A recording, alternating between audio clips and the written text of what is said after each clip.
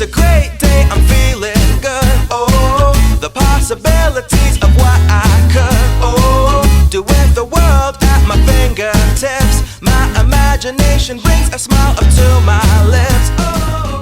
Bonjour à vous les amis, je suis Woman on Tour, globe-trotteuse, thérapeute et accompagnatrice de votre changement. La question qu'on va aborder aujourd'hui, c'est comment faire quand on a des baisses de morale subites et fréquentes, aussi incompréhensibles qu'incontrôlables. C'est profondément inconfortable de passer par des hauts et de passer par des bas.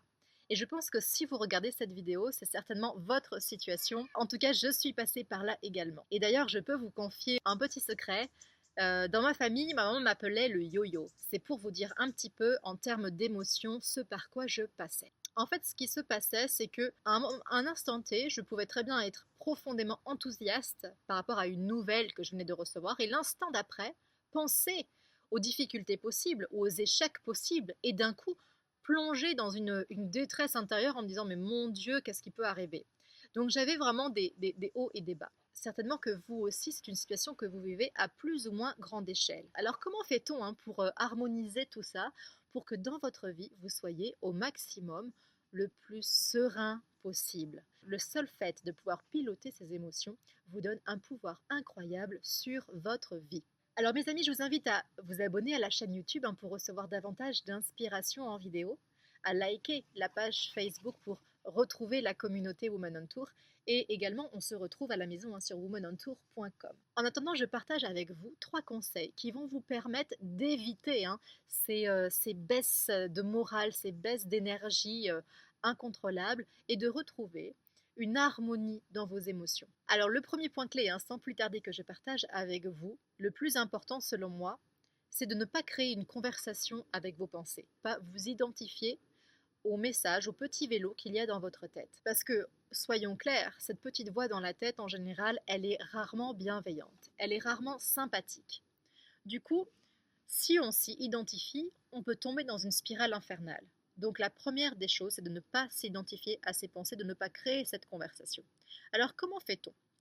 Du coup, vous pouvez observer ce qui se passe. Observez les pensées qui vont et qui viennent, mais ne pas les entretenir, laissez couler. Ne cherchez pas à vous dire que cette voix peut, un tant soit peu, avoir raison. Laissez-la passer. Et les 2 conseils qui suivent vont être complémentaires à celui-ci pour y arriver. Donc, le deuxième conseil, c'est de vous poser la question, quel est le stimuli dans votre environnement qui a provoqué cette émotion en vous? Parce que tout simplement, c'est sûr, il y a quelque chose que vous avez entendu, que vous avez vu, peut-être que vous avez senti, qui vous a rappelé un mauvais souvenir, ou éventuellement qui a réveillé en vous ce sentiment.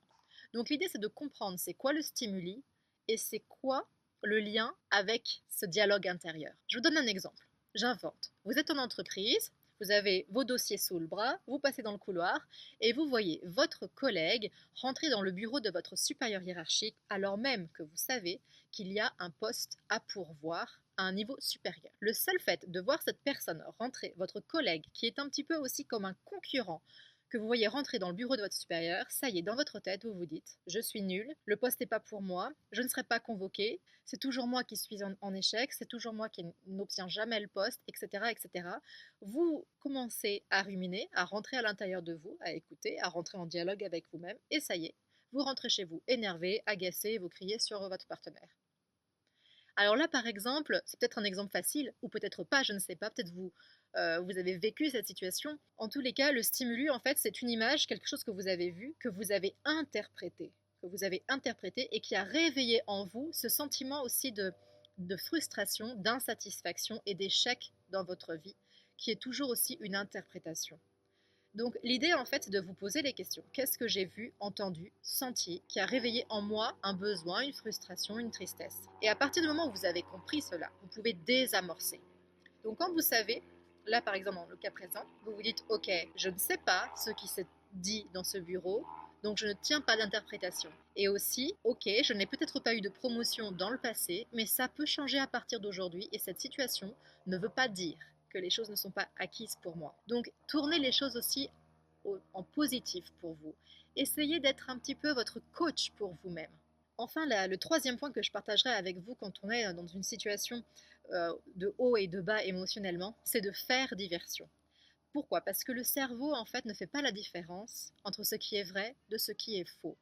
Donc, si vous nourrissez, en fait, votre dialogue intérieur qui vous emmène dans des bas-fonds de tristesse, faites diversion, faites autre chose, en vrai ou en pensée. En pensée, ça pourrait tout simplement de souvenir de quelque chose qui vous a plu, un moment formidable, qui a été un moment de bonheur, de joie, de challenge, parce que vous allez régénérer l'émotion.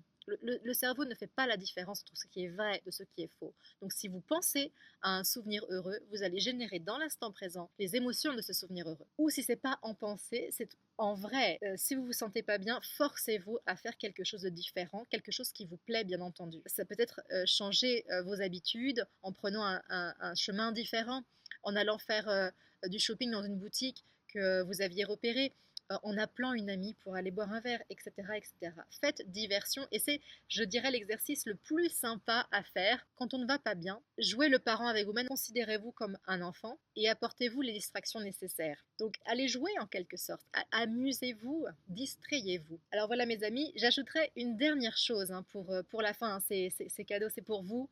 Restez sereine.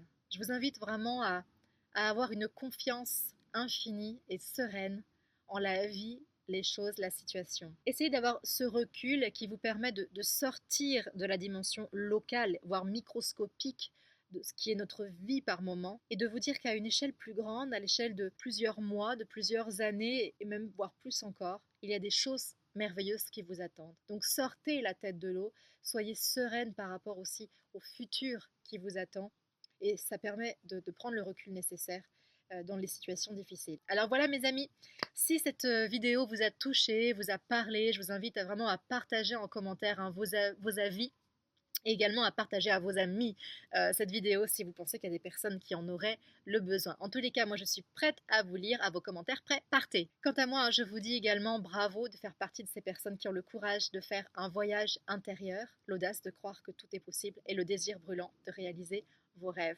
Je vous retrouve sur Facebook, la page Woman on Tour, également à la maison womanontour.com. Je vous dis à très bientôt. Bye bye.